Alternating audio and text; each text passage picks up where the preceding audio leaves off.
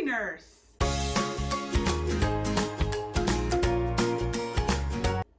So today we're going to talk about all things stockings. If you're in the world of embroidery, you will be hit up in November and December about adding monograms or names to stockings. And I decided 2 years ago to actually buy some, a whole load of them, and I sell them on Etsy as well. And they've been a great return on my investment in regards to that. So here's some of the ones that I have, little stripes and chevrons and polka dots and whatnot, and they've done well. So I wanted to show you today, I've got about 5 or 6 left to do, and just show you a couple of ways that I do embroider and monogram on these, and just show you some tricks and things that I found to be helpful and useful. Because you will get those from neighbors. Some you have to look at and be like, I'm sorry, the only way I can do this is for me to take it apart. Are you okay with that? And most of the time they are, because they just want a finished product. Here's some I sold in years past, and these didn't do as well, the burlap, but I love them. So these are some that I've had around here. And then y'all, I keep these. These are actually what I have hanging. I'll show you a picture in my house. What I love about it is this is like one of the very first crafty things I did for my own home, was actually made stockings. I was like blown through the roof when I realized how expensive stockings were. And when I had my 3rd child and realized I needed to buy 5 all over again so they could match, I was like, you know what, I'm making them myself. And I thought, oh my goodness, how cute is that? But what I love about them is I had literally just gotten my 4x4 embroidery machine, and I did these on that. So it to me, it just like takes me back to like the early stages of my embroidery, because if you look up close, ain't nothing good about it, like really. But I love it because it shows me how far I've gone. Like I thought about this year, like maybe I'll make new ones for us. And then I looked at them and I'm like, no, these are sweet. I made the whole stocking, all 5 of them.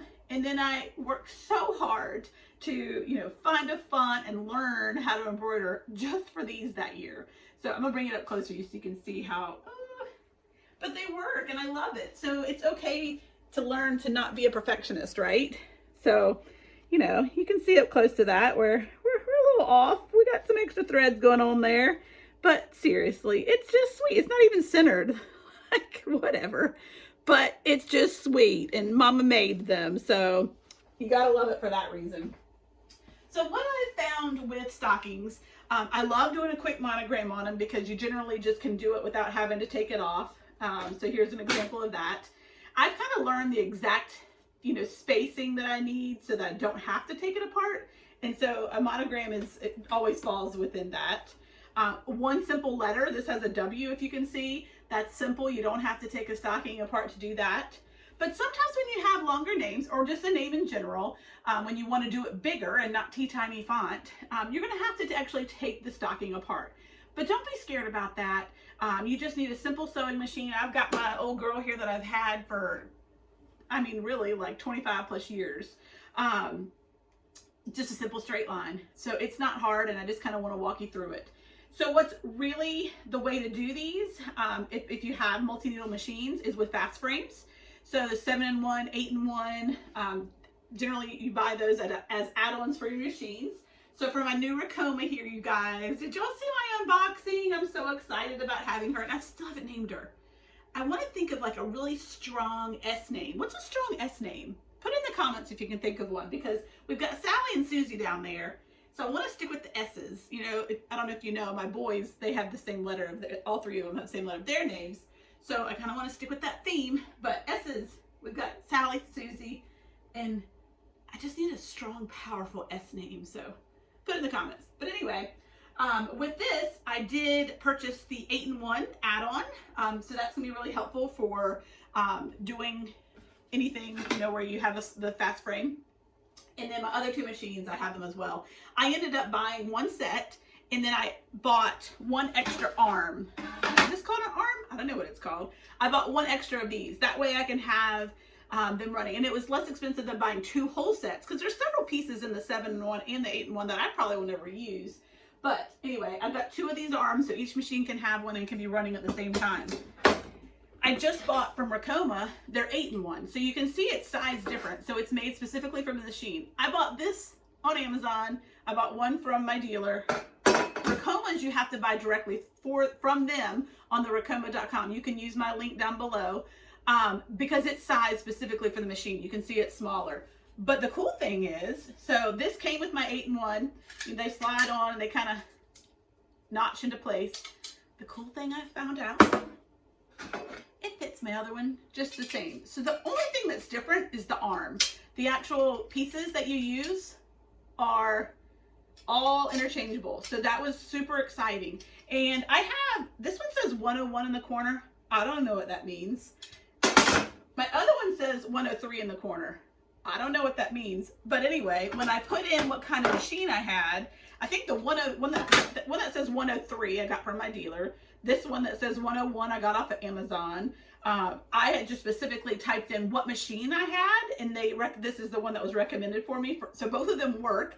There's a slight itty bitty difference in size, but my machine takes both of them. So those are Baby Lock 6 needles. But again, the Ricoma you have to buy directly from Ricoma.com.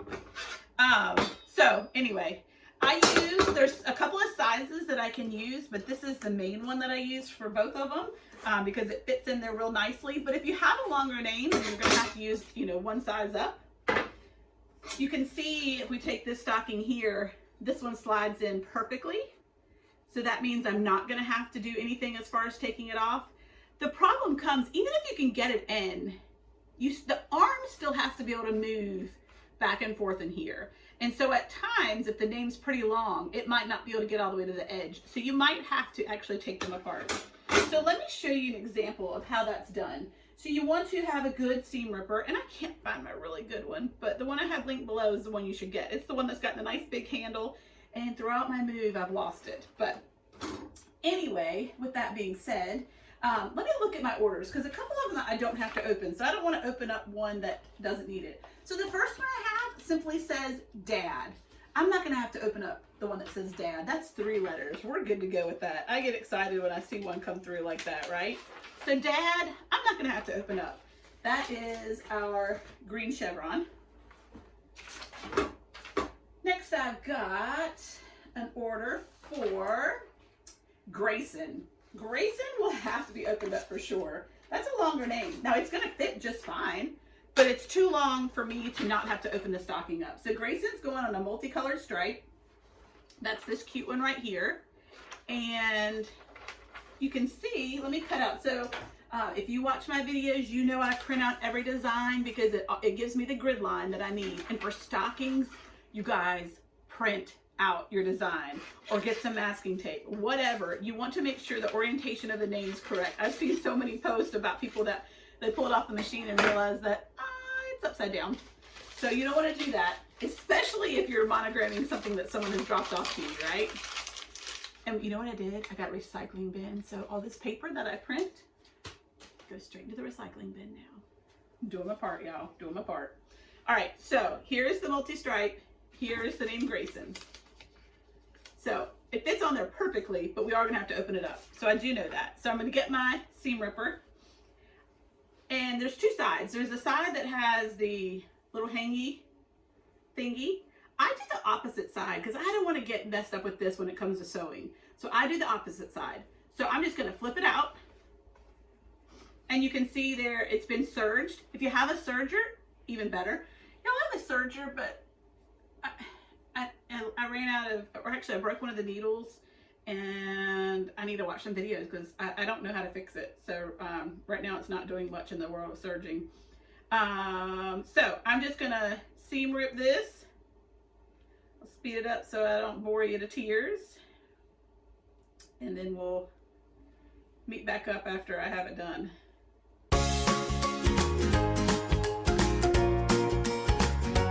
Okay, so you can see I just literally take it down to where the stocking meets the cuff. You will get some that won't have cuffs, and some of those are a little bit harder, but you can still take them apart just the same. So let's move some of these extras so we know exactly what we're working with here, right? All right, so let's fold it back over, the way it would naturally be. And I'm going to measure to the center of this, pre me opening it up, right? I don't want to do it. All right, I'm going to put a little pin in the center. So I try to do center of both directions, right? So now I'm going to do this direction. That needs to go down just a itty bit.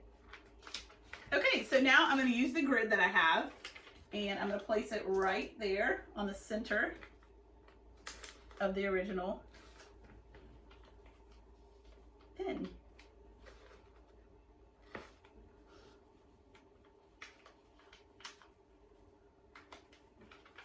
All right, so I allow people to pick their fonts. So they picked the ballerina font. I'll link that below too. And then I also let them pick their color. And I generally just say white, black, green, or red. I don't like with anything embroidery matching colors. I don't like it. I just don't. I really don't. It's so hard. You wouldn't think. You would think, you know, we learned our colors when we were younger. There's red, there's blue, there's yellow. Y'all, there are like so many shades of every color. But they did ask for it to be red. So I just use Christmas red and Christmas green, what I consider to be Christmas red and Christmas green. True green and then fire engine red. Those are my go-tos. But if someone was to ask me, hey Kelly, what would you suggest? I always suggest white or black. You can see on mine, I did black. You can see on this one, I did black. I like the way it stands out. But what I mainly like about it is the fact that it's not going to be a color that doesn't match as well as I want it to. So also, if you have other ones that you've had done somewhere else, it's really hard to match up a red that someone else did because I might be using a different type of thread, yada, yada, yada. So that's the other thing. When someone brings you a stocking and they want you to match the font, good luck. I mean, a lot of times you can see one that's similar, and I'll do it in my design software and show them. And sometimes they're like, yeah, go for it. But sometimes they want that exact font. You can put it on all the sites out there and say, hey, ladies, you guys recognize this font. And at times you can, get someone that recognizes it.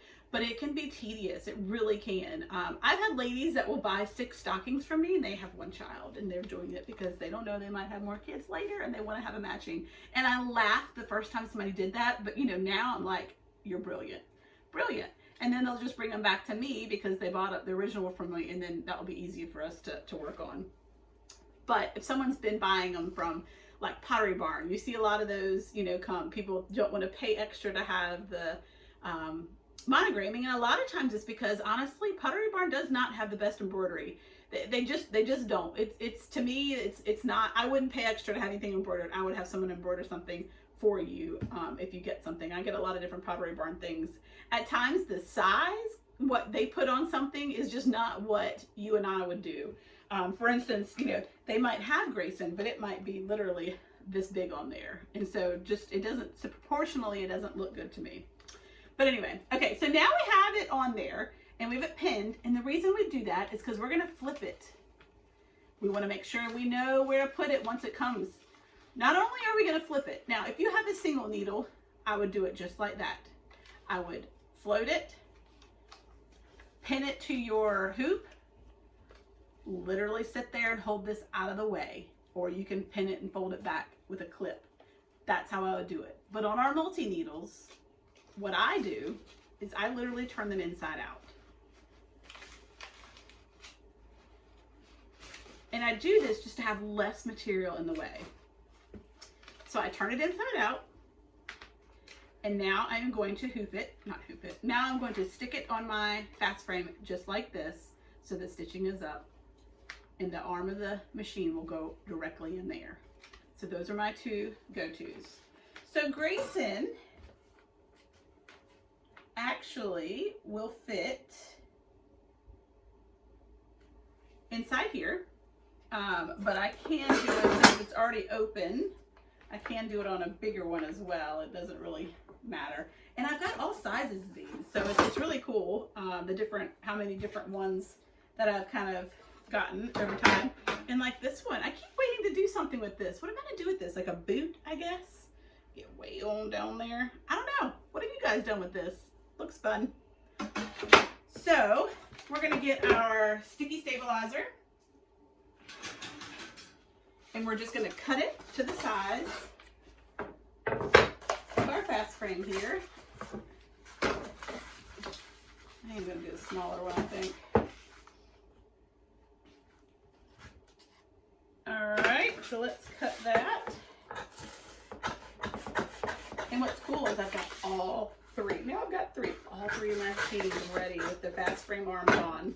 So I'll be able to bust these out in no time doing 3 at a time. All right, so that didn't work so hot. That didn't either. No, that didn't either. Ah, promise it tears much better than that normally. All right, so fast frame sticky stabilizer, just like that, right? And we're just going to stick it and try to center it. There is notches on the fast frames, if you can see it through all my extra sticky.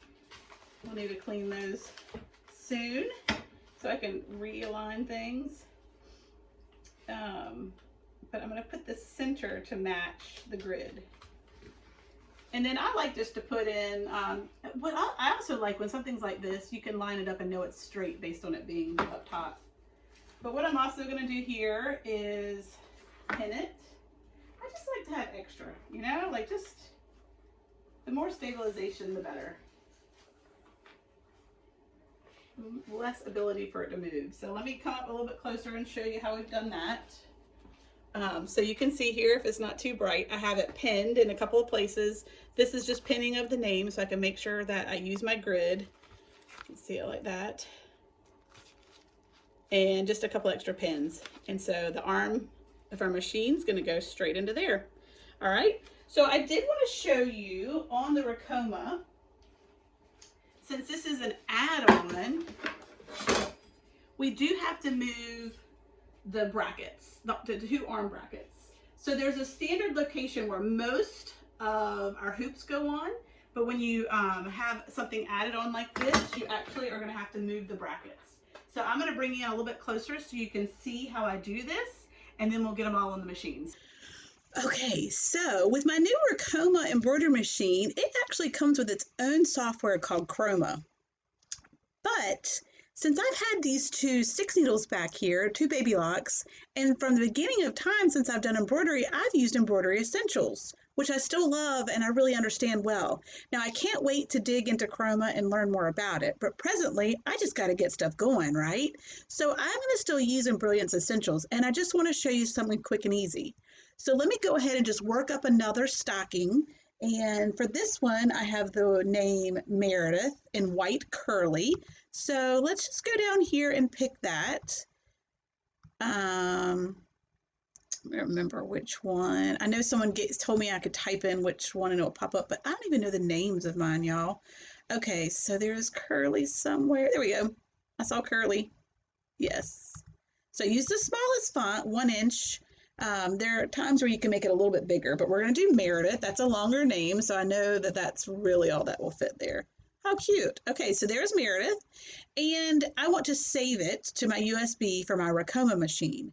And what is super cool is what I do now is I can save them, not knowing which one I'm going to put on what machine. I don't have to be that organized, or I could be.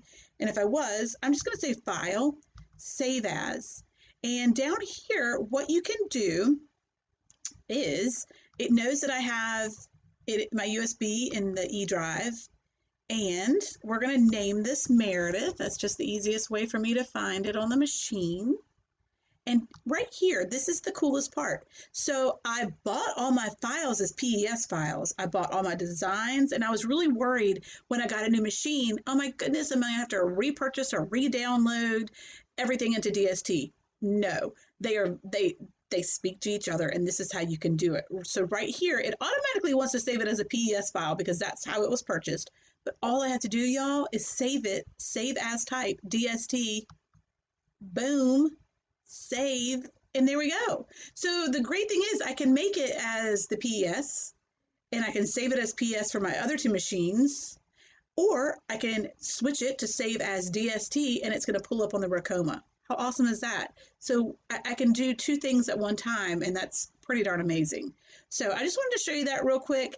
Now I'm going to print this out because you guys know I love to have my printouts.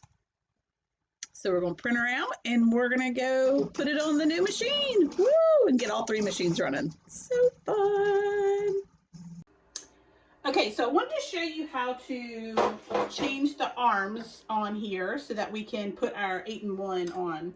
So you're just going to use your 6-inch, what do we call these? I don't know, Allen wrench? That might not be right. And we're just going to loosen it up.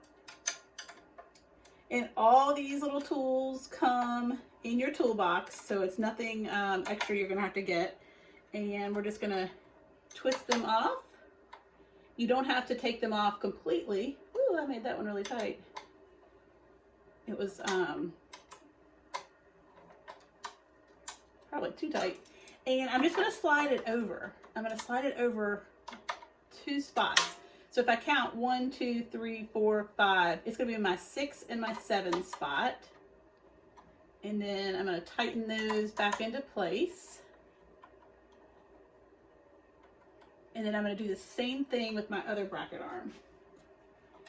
So this is one good reason why you're going to kind of want to plan ahead. I mean, I'm learning, and you know, as I you know, just do more and more of the night before, really planning what I'm going to do when I get up the next day and come to my studio, so that I can make sense and not waste time on changing out, you know, brackets, changing out hoops, changing out things like that.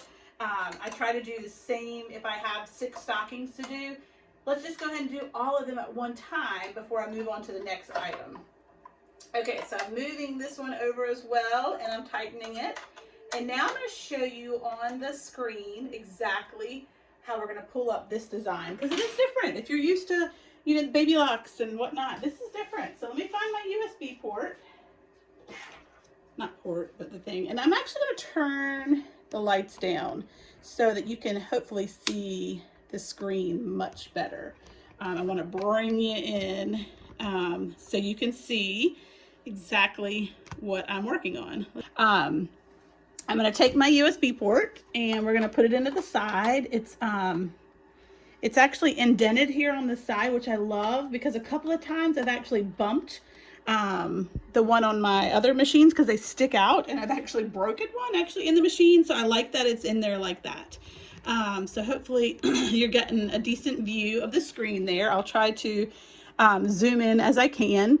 So we have it unlocked up here, so that way we can go to the file and we're going to look. So I can see on here, right here, Grayson is the one we're going to do first, because that's the one I already have loaded on the fast frame. So you can see it stars it, but what I have to do is bring it from the USB to the machine. So right here, we're saving it to the machine. I always just put it in the root file. You can make all these different files there if you want. And so now I'm going to come over here and check the machine, and there's Grayson. So I'm going to click on Grayson, and now we have it here. We're going to say, okay. And what I want to do is, you can see on here, we're going to do it at 900. That's perfect. I do know I'm going to do it in green because that's what they've requested. Actually, they requested red. And so red, if I look up here, is in my 3 spot. So we're going to say okay to that. But we do want to trace it once we get it on the machine. So that's really all we're going to have to do. We're going to trace the design once I get it on the machine. But we do want to make sure that we flip the design and that we pick the right hoop size. Now, the one thing with the hoop sizes here, we're going to hit design set. It's not automatically loaded in here. So we're going to get one that's similar in size, which I would say is probably closest to like the D. And the other thing we're going to do is we're going to flip the design. So all I have to do is flip at the 180 mark, say okay, and you'll see right here that it's going to flip it. And so you see it change the size of the hoop and here.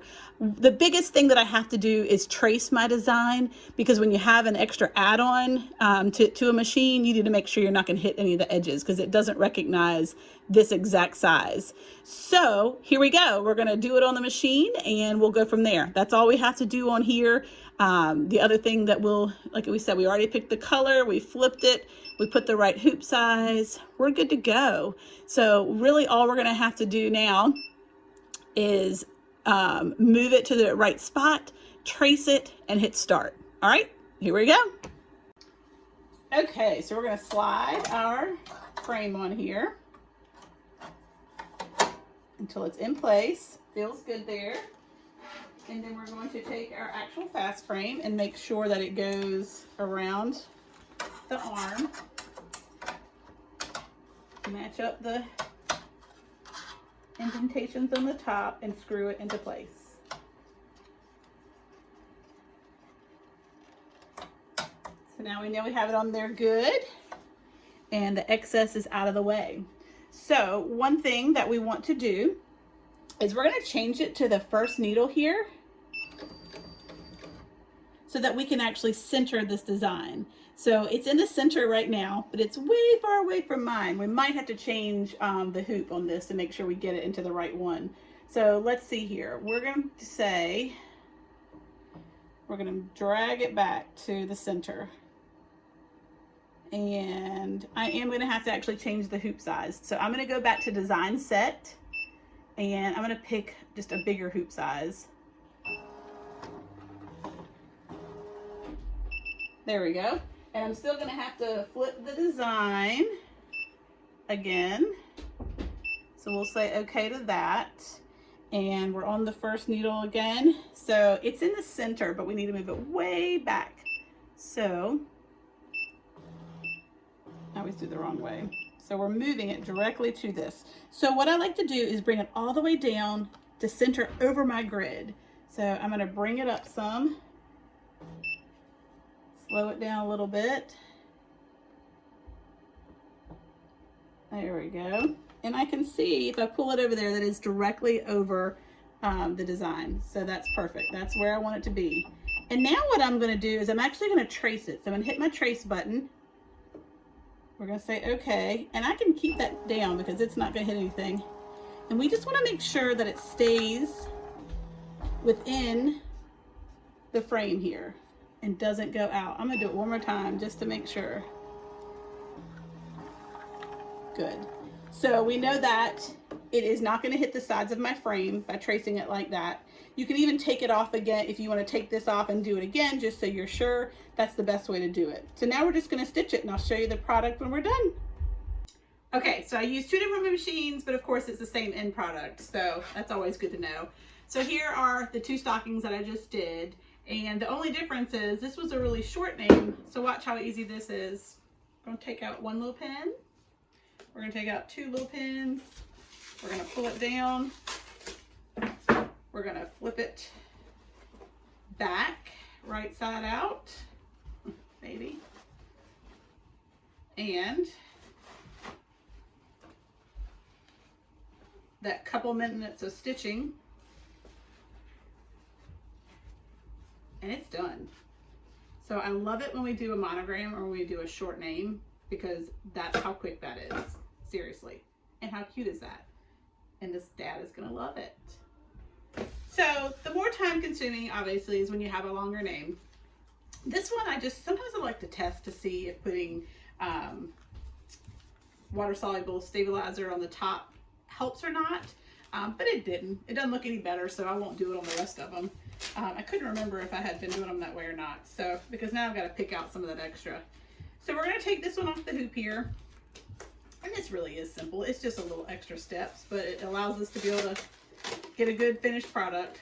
So we're just going to pull it off, and you don't have to worry about pulling out extra stabilizer because you're just going to be flipping it.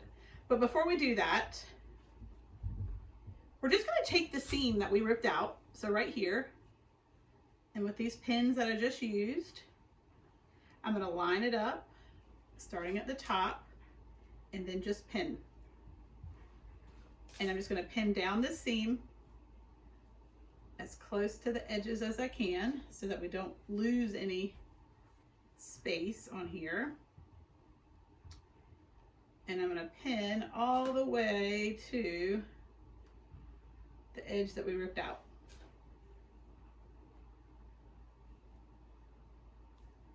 Oops. And then super simple, we're just going to bring our tried and true, very simple embroidery machine, which is all I've ever needed. Pretty simple when it comes to sewing. And we're just going to put it, I put white thread in here just so that it matches up well. And we're going to slide it on. Yeah, you can see. Got my presser foot down here. I'll stick it straight in. And I'm going to try to line it up pretty much exactly where I took the stitches out. So I'm going to start and then do a back stitch. And then just go down the side as close as I can so that again we're not losing any. And get all the way down to the edge and do another back stitch. And I like to run it off the machine like that. So perfect. Pull it off on the back. And then we'll take these pins out that we used to hold it in place. And I'll cut off the tail end of my thread there. And then just the same, so you can see it really doesn't add a lot of time. It's just an extra step, and sometimes extra steps intimidate me to not want to do something, but really you saw how quick that was. We're going to flip it.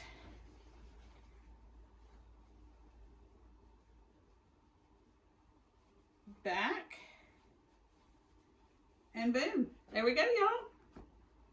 So you can see it added a minute or two, but the end product is the same and it looks amazing.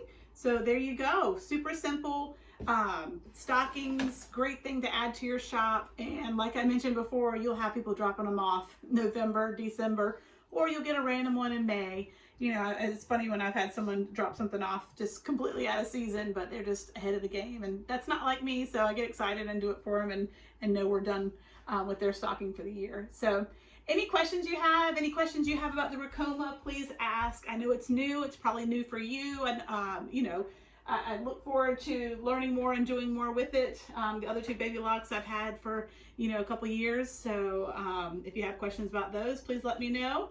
Love for you to subscribe, hit like, pass this along, share it with others, and if there's something specific that you'd like me to record, then certainly let me know if there's certain questions you have. Don't forget, help me name her so we can figure out a good strong S name.